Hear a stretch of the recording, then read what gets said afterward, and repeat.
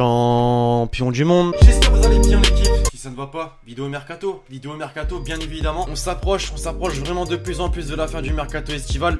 Moins de 20 jours. Et forcément que ça va encore bouger. Certes, le mercato estival anglais est terminé, mais ce n'est pas encore le cas pour les autres championnats. Petit teasing pour aujourd'hui. Nos champions du monde français toujours en ligne de mire. Le Real Madrid extrêmement présent.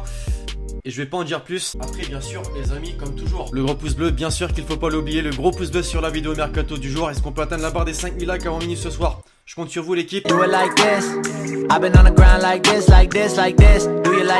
Et pour commencer la vidéo mercato du jour, l'équipe en France avec le Paris Saint-Germain, encore lui. Et encore dans le dossier Ousmane Dembélé, puisque la presse catalane insiste sur le fait que le Barça est prêt à lâcher sa star française en ce mercato estival 2018. Le Mundo Deportivo, par exemple, l'équipe rapporte que le club catalan n'est pas opposé à son départ en cas d'offre concrète et intéressante, supérieure notamment à la somme de 105 millions d'euros déboursée l'année dernière au Borussia Dortmund pour se l'arracher. Alors difficile de comprendre pourquoi le club de la capitale s'intéresse à un attaquant, alors même que son attaque est plutôt bien rodée. MCN, tu connais. Alors amis parisiens, Dembélé, on prend pas? Dites-moi un peu vos avis en commentaire. L'Olympique de Marseille de son côté, les amis, est toujours à la recherche de son buteur pour la saison 2018-2019 après le nom de Mario Balotelli, qui aura véritablement été un feuilleton au cours de ce mercato estival, et c'est peut-être pas terminé. Cette semaine, c'est le nom de Zaza, buteur italien évoluant du côté de Valence, qui fait surface, tout simplement puisqu'avec les récentes arrivées de Kevin Gamero ou encore de Michy Batshuayi, l'ancien attaquant de la Juve se cherche désormais une nouvelle porte de sortie. L'OM lui a été proposé, et la nouvelle de la semaine justement est qu'il aurait accepté cette proposition. Reste désormais aux trois hommes forts de la direction marseillaise, Jacques-Henri Hérault, Andoni Zubizarreta et Rudy Garcia, de trancher sur ce dossier, sachant quand même, amis marseillais, pour la petite info, la saison dernière, Simone Zaza a inscrit 13 buts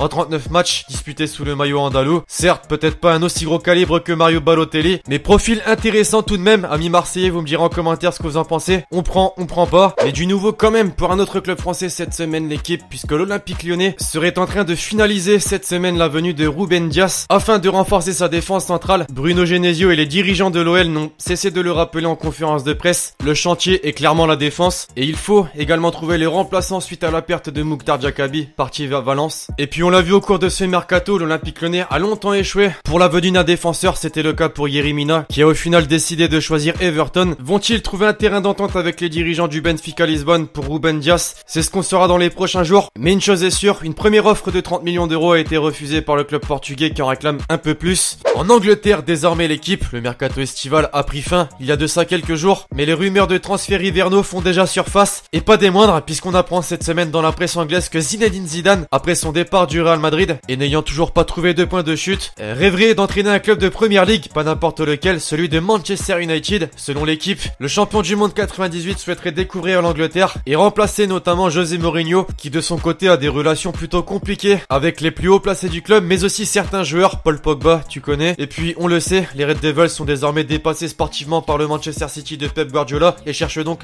toujours un véritable successeur à Sir Alex Ferguson. Alors l'équipe, vous y croyez ou non à cette rumeur de transfert? Dites-moi un peu vos avis en commentaire. En Espagne désormais, le Real Madrid cherche également un remplaçant ces dernières semaines, pas n'importe lequel puisqu'il s'agit d'un ballon d'or. Il a rejoint la Juve et il s'agit bien évidemment de Cristiano Ronaldo. Plusieurs noms ont fait partie de la liste de Florentino Pérez et des dirigeants espagnols du Real Madrid. Mbappé, Neymar, Hazard, les plus grands noms du foot y sont passés, comme celui de Mauro Icardi, qui serait celui le plus proche du Real Madrid ces derniers jours. D'après les informations de Marca cette semaine, les amis, âgé de 25 ans et évoluant du côté de l'Inter Milan, Mauro Icardi ne serait pas contre un départ de son club qui s'apprête d'ailleurs à disputer la Ligue des Champions, mais dispose en revanche d'une clause libératoire de 110 millions d'euros, somme tout à fait dans les cordes du Real Madrid, mais somme que Florentino Pérez serait en train de négocier afin de la revoir à la baisse. Alors après tous ces grands noms de remplaçants probables de Cristiano Ronaldo, est-il enfin le vrai, le concret qui va bel et bien rejoindre l'Espagne? Dites-moi un peu vos avis en commentaire, l'équipe. Et en parallèle de ce dossier, la Maison Blanche négocie également pour un milieu de terrain ancien catalan et jouant actuellement au Bayern Munich, Thiago Alcantara, afin de pallier le départ du milieu de terrain croate Mateo Kovacic vers Chelsea. Julen Lopetegui, le nouveau coach du Real Madrid, successeur de Zinedine Zidane, Zidane a fait savoir à ses dirigeants qu'il souhaitait du renfort, notamment au milieu. Et bonne nouvelle cette fois-ci les amis pour le club merengue, puisque le Bayern Munich, qui s'est montré très ferme auparavant sur les cas de James Rodriguez ou encore Robert Lewandowski, est en revanche prêt à négocier pour Alcantara. Selon la radio espagnole Onda Cero, le joueur qui ne s'épanouit pas en Allemagne souhaite rejoindre d'ailleurs le Real Madrid. La Casablanca serait même disposée à offrir 40 à 50 millions d'euros au club allemand pour que l'opération aboutisse. Alors faisable ou non selon vous l'équipe, dites-moi un peu ce que vous en pensez en commentaire. Et pour en terminer avec la facette rumeur de transfert, on se dirige en Italie. Désormais l'équipe avec la Juve qui a bouclé son mercato mais a fait savoir en revanche que si l'un de ses milieux de terrain venait à partir, en l'occurrence Miralem Pjanic, ceux-ci voudraient lui trouver un remplaçant. Plusieurs noms ont fait surface.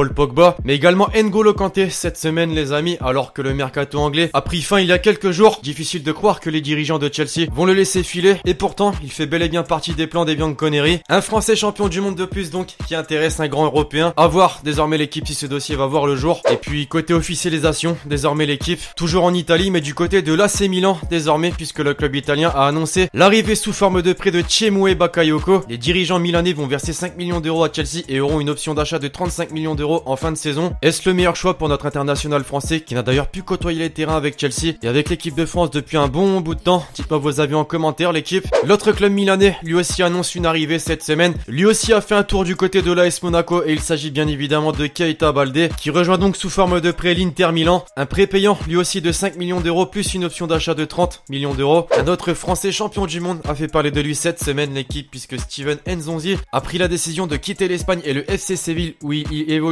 depuis 2015 à l'âge de 29 ans. Il donne un nouveau tournant à sa carrière en rejoignant le championnat de Serie A et plus particulièrement le club de l'AS Roma qu'il a rejoint contre une somme de 26,7 millions d'euros. Il est donc la 10e recrue phare du demi-finaliste de la dernière Ligue des Champions et portera d'ailleurs le numéro 42. En Espagne, désormais l'équipe, un club frappe très fort cette semaine. Valence renforce son secteur offensif avec la venue de deux joueurs. La première, celle de Michy Batshuayi qui nous vient sous forme de prêt en provenance de Chelsea. Et la deuxième, celle de Kevin Gamero qui lui en revanche rejoint le club espagnol contre une somme de 16 millions d'euros. Et puis cette semaine en vrai les amis, c'est véritablement la semaine des prêts. Ouais, des prêts, puisqu'André Silva, champion d'Europe 2016 avec le Portugal et évoluant jusqu'ici à l'AC Milan, est également prêté à un club espagnol, celui du FC Séville. En France et toujours du côté du Paris Saint-Germain, Antero Henrique ne mentait pas quand il nous disait que rien ne fuite, puisque la surprise de la semaine est que Thilo Kehrer, désolé pour la prononciation, rejoint officiellement le Paris Saint-Germain. Le défenseur central de 21 ans évoluant jusqu'ici à Schalke 04 rejoint Thomas Tuchel contre une somme de 37 millions d'euros. Des nouvelles de Samuel Eto'o également cette semaine, puisque le joueur camerounais qui devait rejoindre un club français, en tout cas selon ses révélations, s'est finalement trouvé un nouveau club. Il n'est pas français et il s'agit du Qatar Sport Club. Une décision sportive de plus donc pour Samuel Eto'o, ou monnaie bien évidemment. Et il a raison, en vrai autant terminer sa carrière comme ça. Et enfin pour terminer en Angleterre, Kurt Zouma qui était prêté la saison dernière à Stoke City par Chelsea est de nouveau prêté, cette fois-ci au club d'Everton. Les Toffees l'ont engagé pour une durée de une saison. Enfin voilà l'équipe, c'est tout pour la vidéo mercato du jour. J'espère vraiment que vous l'avez kiffé. Je compte sur vous comme toujours bien évidemment pour lâcher le gros pouce bleu. Dites-moi en commentaire vos avis sur les rumeurs et officialisations citées au cours de la vidéo. D'ici là, je vous donne rendez-vous très prochainement sur la chaîne YouTube pour de nouvelles vidéos. C'était Alexis. Ciao ciao.